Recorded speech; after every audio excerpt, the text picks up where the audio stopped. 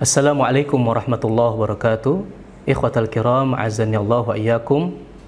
Dalam kehidupan sehari-hari, barangkali kita suka iri dan bertanya-tanya, kenapa kok si fulan semakin kaya padahal dia nggak pernah sholat? Loh, kok si fulan rumahnya makin gede padahal dia tukang maksiat? Loh, kok kenapa rata-rata orang-orang terkaya di dunia berasal dari orang-orang yang tidak pernah sujud kepada Allah? Maka seperti inilah dunia.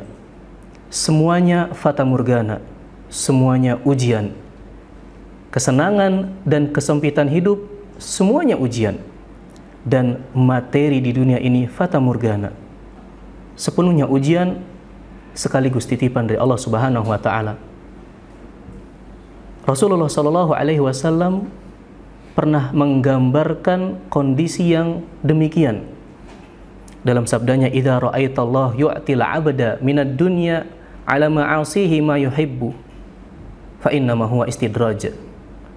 Kalau kamu melihat Allah memberikan kenikmatan kepada seorang hamba, kenikmatan materi duniawi yang dia inginkan, padahal si hamba ini terus-menerus dalam kemaksiatan, maka kata Rasulullah SAW, sesungguhnya itu adalah istidraj, sesungguhnya itu adalah jebakan yang nantinya pelan-pelan Allah Subhanahu wa taala akan mengarahkan dia dalam kebinasaan.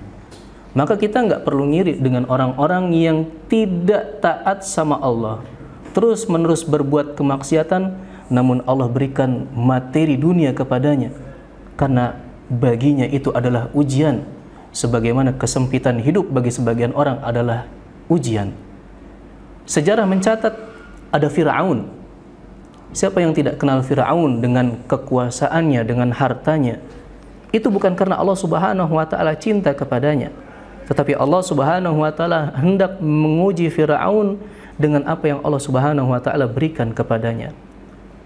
Namun Fir'aun adalah hamba yang sengsara.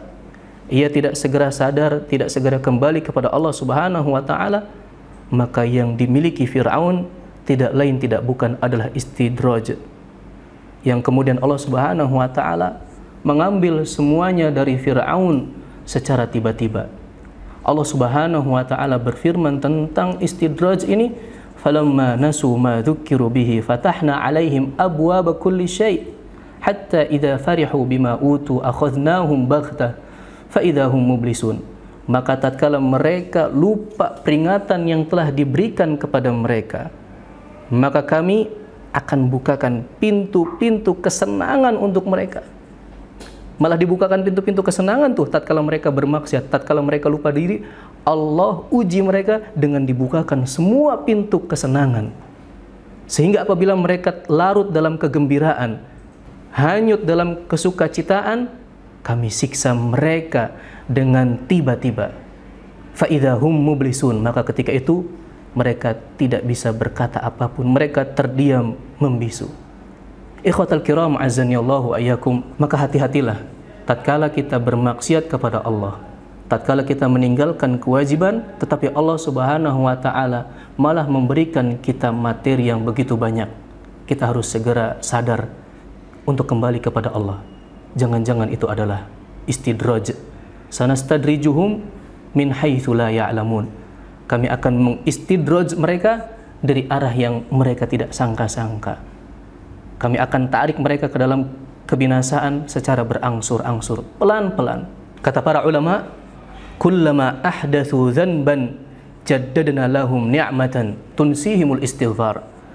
Kami akan berikan mereka kenikmatan setiap kali mereka berbuat kemaksiatan. Wah, Masya Allah ya. Setiap kali mereka bermaksiat justru diberikan kenikmatan.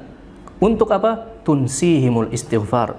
Nanti kenikmatan-kenikmatan ini ketika mereka senang dengannya, mereka lupa untuk beristighfar.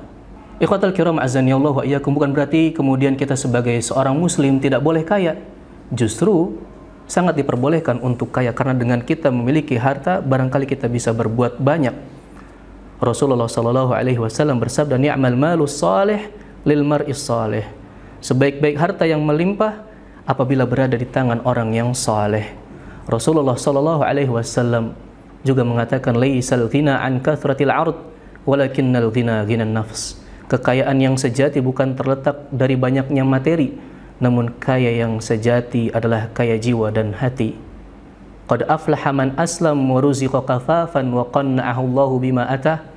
Beruntunglah orang yang berislam dengan berserah diri sepenuhnya kepada Allah, dan ia diberikan rezeki yang cukup, nggak banyak, cukup, sehingga dia tidak perlu minta-minta ke orang, apalagi ketika dia sedang butuh, dia tidak perlu minta kepada siapapun karena Allah memberinya rezeki yang cukup. Wa qanna'ahu Allahu bima atah, dan Allah menjadikan dia pribadi yang qanaah, ikhlas dan ridha terhadap apa yang sudah Allah berikan kepadanya.